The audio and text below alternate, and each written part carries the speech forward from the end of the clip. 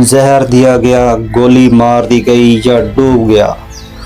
آج کی ویڈیو میں ہم جانیں گے کہ راسپوٹین کی واقعی موت کیسے ہوئی تھی اور کس نے اسے قتل کروایا تھا، اور راسپوٹین کی زندگی کے ان سارے پہلوؤں اور رازوں سے پردہ اٹھائیں گے جن کو آج تک بیان نہیں کیا گیا۔ اگر آپ بھی ان سب رازوں کے بارے میں جاننا چاہتے ہیں تو اس ویڈیو کو کمپلیٹ دیکھیں، کیونکہ اس ویڈیو میں ہم آپ کو باریک سے باریک معلومات فراہم کرنے جا رہے ہیں۔ میں آپ کا ہوسٹ رائے یاسر اور آپ دیکھ رہے ہیں ہمارا یوٹیوب چینل ہسٹومینٹری۔ تو چلتے ہیں ویڈیو کے بقیہ حصے کی طرف۔ راسپوٹین روسی شاہی خاندان کا ایک قابل اعتماد مشیر تھا، لیکن اس نے ان سب کو اپنا جان لیوا دشمن بنا لیا تھا۔ راسپوٹین کا 1916 میں پرتشدد قتل کر دیا گیا، جس نے مورخین کو یہ بتانا چھوڑ دیا کہ حقیقت کیا ہے اور افسانہ کیا ہے۔ 16 یا 17 دسمبر 1916 کی درمیانی شب روس کی عظیم ترین محلات میں سے ایک میں راسپوٹین کا قتل ہوا۔ اس جرم نے اور اس کے سامراجی روسی سرپرستوں دونوں کے خلاف ایک بدصورت ٹھوس مہم کا خاتمہ کیا۔ یہ راز پرست اشرافیہ کو ایسے واقعات میں ہلا کر رکھ دے گا جب پہلی جنگ عظیم یورپ کو تباہ کر رہی تھی اور روس ناقابل برداشت طور پر انقلاب کی طرف بڑھ رہا تھا۔ 100 سال سے زیادہ کے بعد گریگوری راسپوٹین کے نام کی سنسنی خیز رپورٹنگ، جس کو اتنے عرصے تک غلطی سے ایک پاگل رہبر کے طور پر پیش کیا گیا تھا، روس کے آخری زار اور زارینیا نکولس اور الیگزینڈریا کے ساتھ اس کے قریبی تعلقات کے بارے میں سچائی کو مسخ کرنے میں لگا رہا۔ اس ادنا کسان اور سابقہ گھوڑوں کے ڈیلر نے کس طرح اکیلا رومانوف تک اس طرح کی انوکھی رسائی حاصل کی، سامراجی اندرونی حلقے کو خوفزدہ کر دیا جس نے راسپوٹین اور اس کے پیروکاروں کو شیطان بنا دیا تھا۔ 1869 میں ملک سے عدالت تک راسپوٹین کیراگوری کسانوں میں پیدا ہوا۔ راسپوٹین پوکروسکوئے میں پلے بڑھے، جو سینٹ پیٹرز برگ سے تقریباً 1600 میل کے فاصلے پر مغربی سائبیریا میں ایک غیر واضح گاؤں ہے۔ اس کی پرورش کے بارے میں غیر یقینی طور پر بہت کم جانا جاتا ہے، کیونکہ ریکارڈ بہت کم ہیں۔ 19 سال کی عمر میں اس نے پیراسکوویا فیڈورونا اور ڈیبرووینا سے شادی کی، جس سے بعد میں ان کے 4 بچے ہوئے۔ 1892 میں جب اس نے گھر چھوڑا تو اس کا خاندان پیچھے رہ گیا۔ راسپوٹین کے بارے میں کہا جاتا ہے کہ اس نے ایک مذہبی عہد کا تجربہ کیا تھا اور اس نے ایک خانقاہ میں 3 مہینے بھی گزارے تھے۔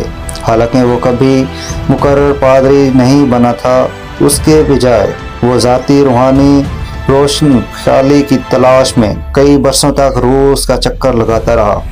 بہت زیادہ سفر کرنے والے روسی مقدس آدمی کی روایت میں بیان کیا جاتا ہے کہ 1905 تک راسپوٹین نے اپنے آپ کو سینٹ پیٹرز برگ میں ایک ایسے وقت میں ایک روحانی گروہ اور شفا دینے والے کے طور پر قائم کر لیا تھا جب روس کے اشرافیہ میں متبادل ادویات اور جادو میں دلچسپی تھی۔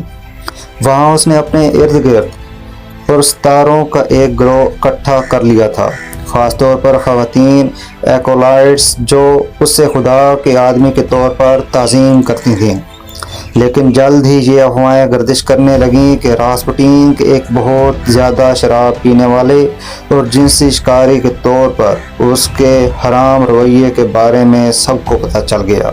راسپوٹین کی 2 نوعمر بیٹیاں ماریا اور ورارا سینٹ پیٹرز برگ میں اس کے ساتھ رہتی تھیں۔ جب دسمبر 1916 میں ان کے والد کو جان سے مارنے کی دھمکیوں کی افواہیں ان تک پہنچی تھیں، جب انہوں نے اسے 16 تاریخ کو باہر جانے کے لیے تیار ہوتے دیکھا تو انہوں نے اسے گھر میں محفوظ رکھنے کی کوشش کرنے کے لیے اس کے گلوشوں کو چھپا لیا۔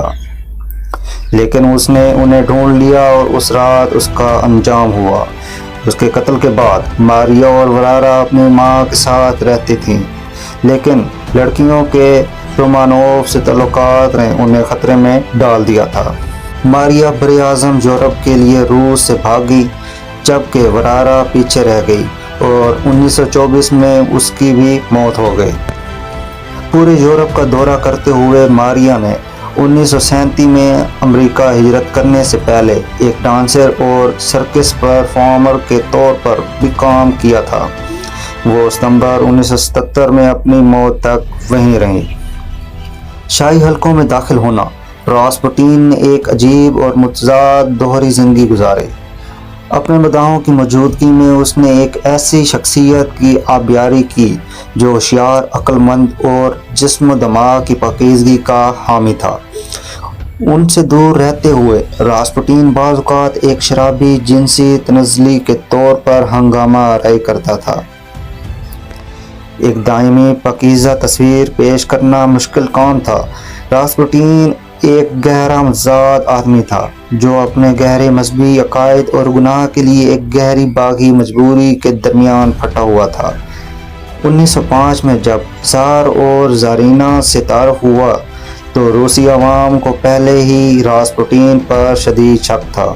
1908 میں ہیموفیلیا سے راسپوٹین نے مبینہ طور پر ایک شدید واقعہ کے دوران الیکسی کی تکلیف کو کم کرنے کے لیے اپنی صلاحیتوں کا استعمال کیا۔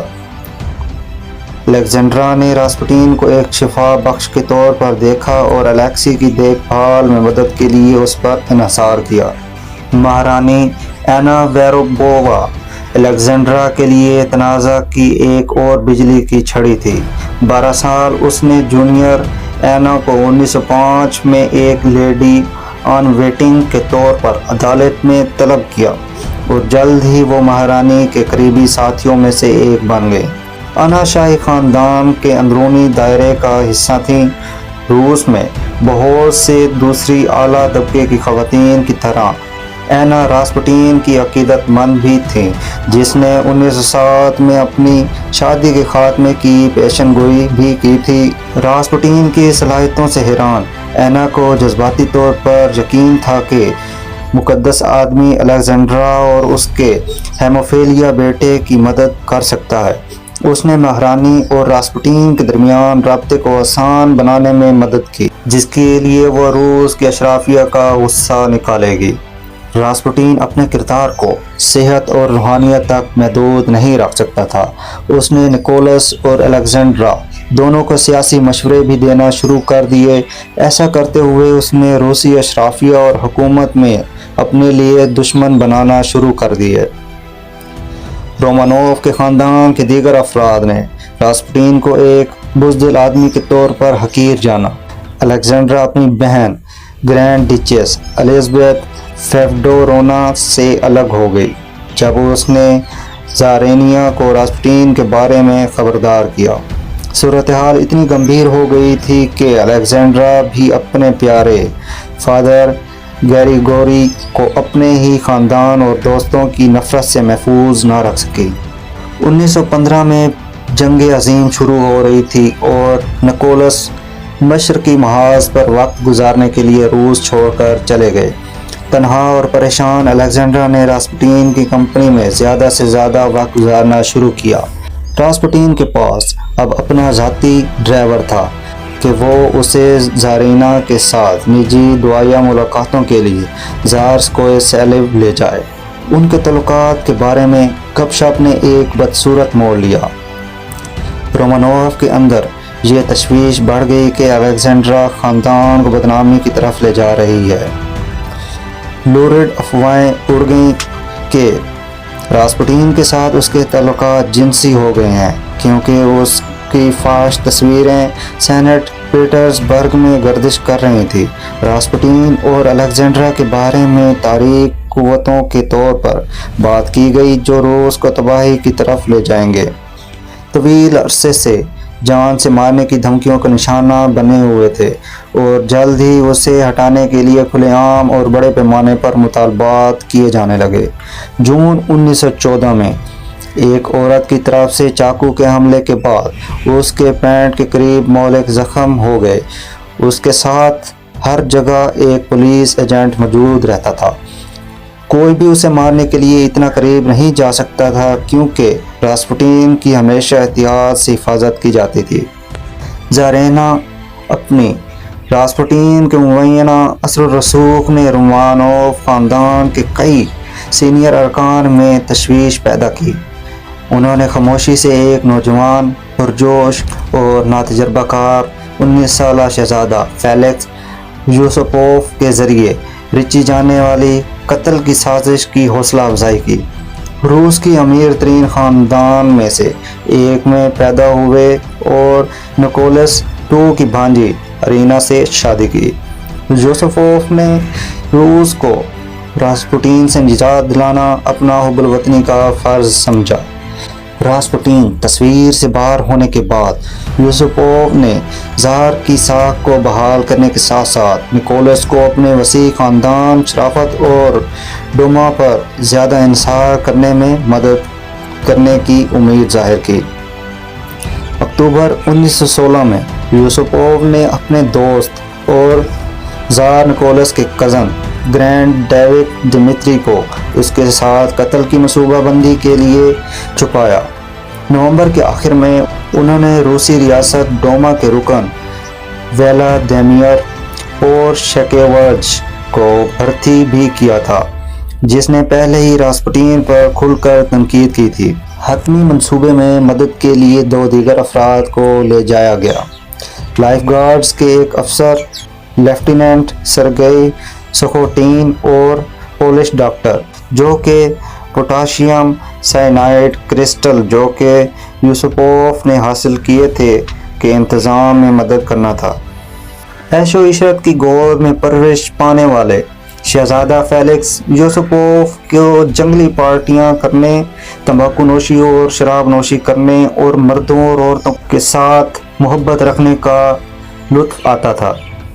1908 میں اپنے بڑے بھائی کی موت کے بعد فیلکس خاندان کی خوش قسمتی کا وارث بن گیا۔ مالات، جائیدادیں، زیورات، تیل کے کھیت، کوئلے اور لوہے کی کانیں، کارخانے اور بہت کچھ اس کو وراثت میں ملا۔ دولت کے لحاظ سے یوسپوف روس میں رومانوف کے بعد دوسرے نمبر پر تھا، لیکن 1916 میں راسپوٹین کے قتل اور اس کے بعد آنے والے انقلاب کے بعد فیلکس نے اپنی قسمت کھو دی۔ فیلکس اور اس کی بیوی ارینا کو جلا وطنی پر مجبور کر دیا گیا۔ آخرکار وہ پیرس، فرانس میں آباد ہو گئے، جہاں وہ اپنے باقی ماندہ اثاثوں میں رہتے تھے۔ جب وہ ختم ہو گئے تو انہوں نے دوسرے ذرائع کا رخ کیا۔ 1927 میں فیلکس نے راسپوٹین کی موت کو آمدنی کے لیے استعمال کیا جب اس نے لافن دے راسپوٹین کو شائع کیا، جو اس کے قتل کی سازش کا بیان تھا۔ تقریباً 2 دہائیوں کے بعد فیلکس نے اپنی ماضی سے ایک بار پھر اپنی مکروہ یادداشتوں لوسٹ اسپلینڈر سے فائدہ اٹھایا، جس میں نہ صرف بدنام زمانہ قتل بلکہ اس کی زوال پذیر جوانی کا بھی احاطہ کیا گیا تھا۔ 1916 کے واقعات کا سب سے مشہور بیان یوسپوف کی اپنی تحریر سے آتا ہے، جو راسپوٹین کی موت کے تقریباً 10 سال کے بعد شائع ہوئی۔ یوسپوف نے اپنی تحریر لافن دے میں وہ سب منصوبوں کے بارے میں بیان کیا کہ راسپوٹین کو کن سازشوں کے تحت قتل کیا گیا تھا، اور شروع سے آخر تک قتل کے منصوبوں کو بیان کرتا ہے۔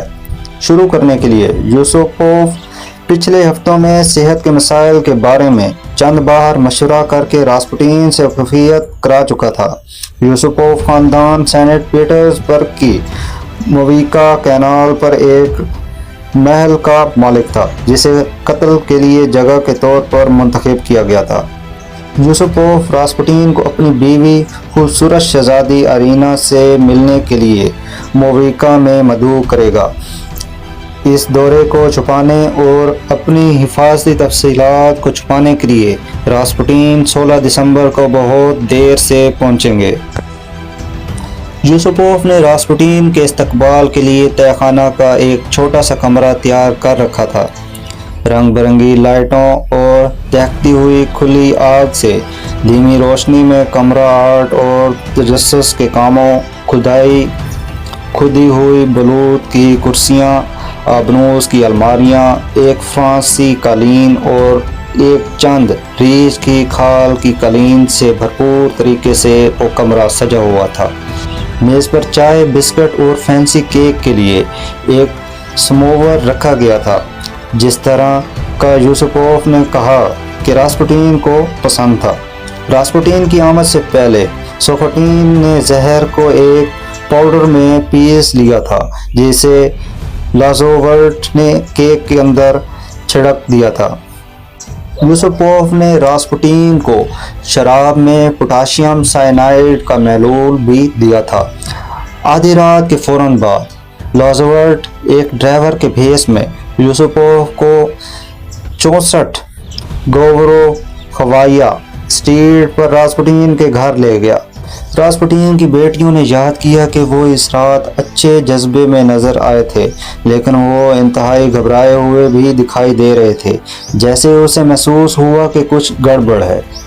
रास्पुटीन ने इस मौका पर जाने के लिए ख़ास तैयारी की। उसने एक रेशम की कमीज़ पहनी हुई थी, जिसमें कारन फ्लावर, मखमली ब्रांचेस और पॉलिशुदा जूते थे। उसने अपने बालों को धोया और कंघी की, और जैसा कि यूसुपोव ने याद किया, सस्ते साबुन की बू आ रही थी। दरअसल पाव्लोविच और पुरिशेकेविच जो मोइका पैलेस में रहे, उन्होंने ऐसा जाहिर किया जैसे ऊपर कोई पार्टी हो रही हो। जैसे ही रास्पुटीन, लाजोवर्ट और यूसुपोव एक तरफ के दरवाजे से महल में दाखिल हुए, उन्होंने ऊपर फोटोग्राफ और मौसीकी की आवाज़ सुनी। दोनों जवान औरतें भी आ चुकी थीं। रास्पुटीन को यकीन था कि किसी वक्त भी प्यारी अरीना उससे तहखाने में मिलने उतरेगी। अरीना दर हकीकत रात के वाक़यात में शामिल होने से इनकार कर दिया था और क्रेमिया में फैमिली एस्टेट पर बहुत दूर रही। कत्ल की कोशिशें। यूसुपोव ने रास्पुटीन को केक पेश किया। पहले तो उसने इनकार किया, फिर हिचकिचाते हुए एक पीस ले लिया, फिर दूसरा। कुछ भी नहीं हुआ। यूसुपोव समझ नहीं पा रहा था कि जहर ने काम क्यों नहीं किया। इसके बाद उसने अपने मेहमान को अपने क्रीमियाई अंगूर के बागों से मदिरा शराब का नमूना लेने के लिए आमादा किया। वो चुपके से शीशे में कुछ जहर डालने में कामयाब हो गया। रास्पुटीन ने शराब एक माहिर की तरह पी, फिर कुछ और ली, लेकिन फिर भी पुरअसरार तौर पर जहर का कोई असर नहीं हुआ। कुछ देर तक मामलात इसी तरह चलते रहे। रास्पुटीन गिटार के साथ उसका दिल बहलाने के लिए यूसुपोव पर गालिब आ गया। उसने मज़ीद चाय पी, उसका सर झुक गया और उसकी आंखें बंद हो गईं। वो थका हुआ था, लेकिन फिर भी 2 घंटे से ज़्यादा गुजरने के बाद जहर ने अपना काम नहीं किया था। इस सारे अरसे में यूसुपोव के साथी साजिशी ऊपर इंतज़ार कर रहे थे। आखिरकार बढ़ता हुआ जुनूनी यूसुपोव उनसे मशवरा करने गया।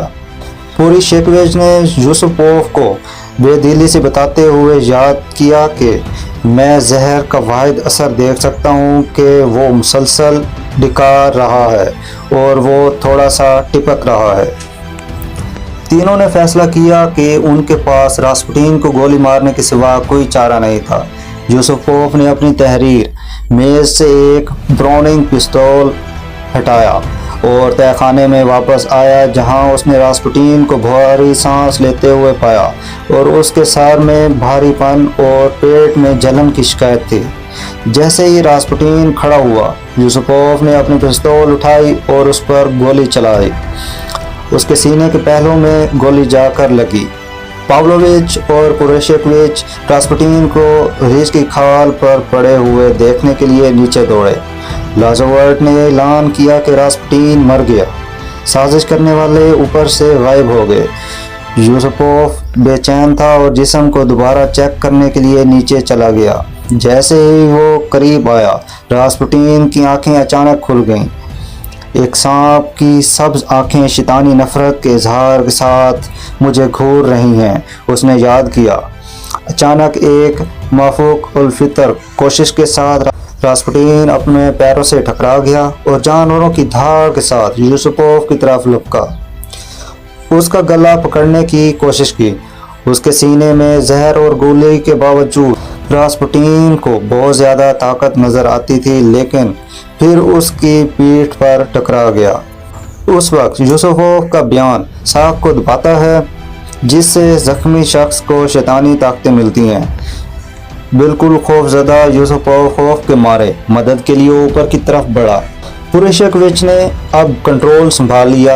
اپنے وحشی پستول کو مارتے ہوئے اس نے نیچے جا کر دیکھا کہ راسپوٹین ایک طرف کے دروازے سے برف کے ڈھکے صحن میں نکلنے میں کامیاب ہو گیا ہے۔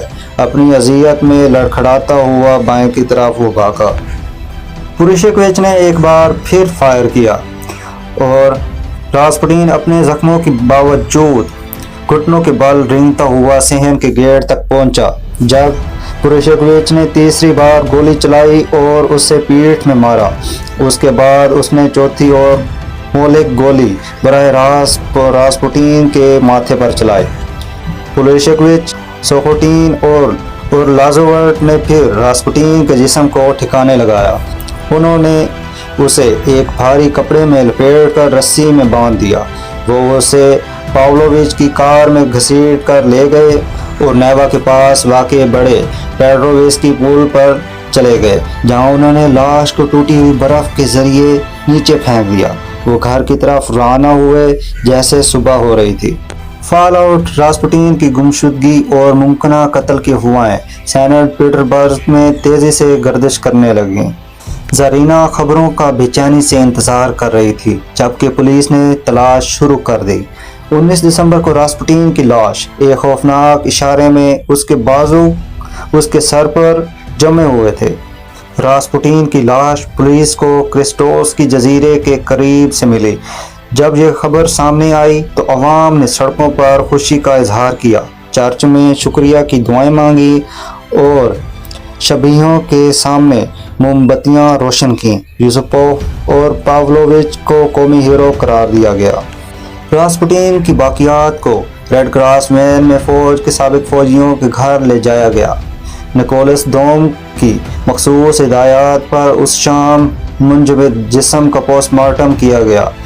دمیتری کوسوروٹوف نامی ایک ڈاکٹر نے اس بات کی تصدیق کی کہ راسپوٹین کو مختلف کیلیبر کے ریوالور سے 3 بار گولی ماری گئی تھی، ایک بار سینے کے بائیں جانب، دوسری پیٹھ میں اور مہلک گولی ممکنہ طور پر ایک 455 ویبلے پوائنٹ سے خالی رینج پر فائر کی گئی تھی اور 455 ویبلی کی ایک گولی خالی رینج پر فائر کی گئی تھی۔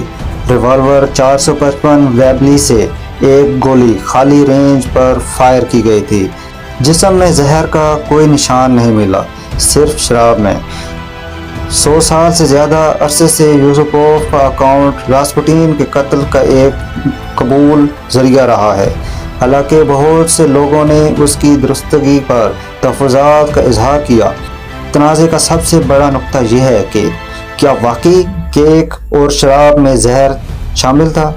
اپنی موت سے کچھ دیر پہلے لازوورٹ نے کہا کہ راسپوٹین کو زہر دینے کے بارے میں اس کے ذہن میں دوسرا خیال تھا اور اس نے سائنائڈ کی جگہ کوئی نقصان نہیں پہنچایا تھا۔ یوسپوف کا رات کے واقعات کے بارے میں ڈرامائی انداز میں بیان کرنا درست ہے یا نہیں عوام کے تصور میں پھنس گیا ہے۔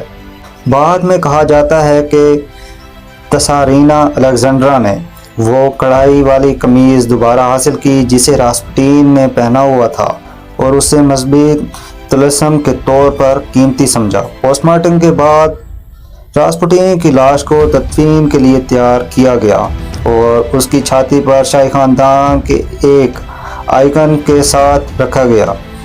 21 دسمبر کی آدھی رات کو راسپوٹین کے زنک تابوت کو الیگزینڈرا پارک لے جایا گیا، جہاں اسے ایک نئی چیپل کی جگہ پر خفیہ طور پر نکولس الیگزینڈرا اور چند دوسرے لوگوں کی موجودگی میں دفن کیا گیا۔ حکام نے سازش کرنے والوں کو تیزی سے پکڑ لیا اور انہیں گھر میں نظر بند کر دیا۔ سزا کے طور پر زار نے یوسپوف کو بیلگورود اوبلاست میں ایک خاندانی جائیداد میں جلا وطن کر دیا۔ گرینڈ ڈیوک دمیتری کو عدالت سے نکال دیا گیا اور فارس کے مجاز پر لڑنے کے لیے بھیج دیا گیا۔ دمیتری کی سزا نے رومانوف کے خاندان کی طرف سے شدید مخالفت کی، لیکن اس فیصلے نے شاید اس کی جان بچائی۔ فروری 1917 کو انقلاب کے بعد جب زار شاہی کا خاتمہ ہوا تو دمیتری خطرے سے بہت دور تھا۔ سازش کرنے والوں نے روسی تخت کو بچانے کے لیے راسپوٹین کو قتل کرنے کا دعویٰ کیا، لیکن ایسا لگتا ہے کہ ان کے اقدامات نے طویل مدت میں بادشاہت کی مدد کرنے میں بہت کم کام کیا۔ راسپوٹین کی موت کے چند مہینوں بعد پہلی جنگ عظیم اور گھریلو انتشار کی وجہ سے پیدا ہونے والا تناؤ ابل پڑا۔ 1917 کے انقلاب کے بعد نکولس دوم نے ترک کر دیا اور رومانوف کی 3 صدیوں کی حکمرانی کا خاتمہ ہوا۔ نکولس الیگزینڈرا اور ان کے بچوں کو روس کی عارضی حکومت نے قید کر دیا اور اس کے بعد ان سب کو جلا وطن کر دیا گیا۔ نکولس الیگزینڈرا اور ان کے خاندان کے باقی افراد کو پہلے سائبیریا اور پھر یکاترینبرگ میں جلا وطن کیا گیا۔ جولائی 1918 میں پورے خاندان کو وہیں قتل کر دیا گیا۔ مارچ 1917 کے شروع میں راسپوٹین کی آرام گاہ ٹسرسکوئے سیلو میں دریافت ہوئی۔ عارضی حکومت کو خدشہ تھا کہ اس کی قبر ممکنہ زیارت گاہ کے طور پر کام کر سکتی ہے اور اسے تباہ کرنے کا حکم دے دیا۔ تابوت کو خفیہ طور پر کھودا گیا تھا اور راسپوٹین کی باقیات کو جلا دیا گیا تھا۔ روسی عوام کے لیے جو اس سے ان کی غیر معقول اور گہری نفرت کی وجہ سے یہ سب کچھ ہوا تھا، یہ ایک مناسب انجام تھا۔ یہ تھے راسپوٹین کی زندگی کے وہ تمام اہم پہلو کہ راسپوٹین نے کس طرح شہرت حاصل کی اور شہرت ملنے کے ساتھ ہی اس کے کس طرح اور کون کون دشمن بن گئے اور اس کو قتل کرنے والے کون تھے۔ اگر آپ بھی اس طرح کی مزید ڈاکومنٹریز دیکھنا چاہتے ہیں تو ہمارے یوٹیوب چینل ہسٹومیٹری کو سبسکرائب کر لیں اور بیل آئیکن کے بٹن کو پریس کر لیں تاکہ اس طرح کی مزید ہسٹوریکل ڈاکومنٹریز آپ تک پہنچتی رہیں۔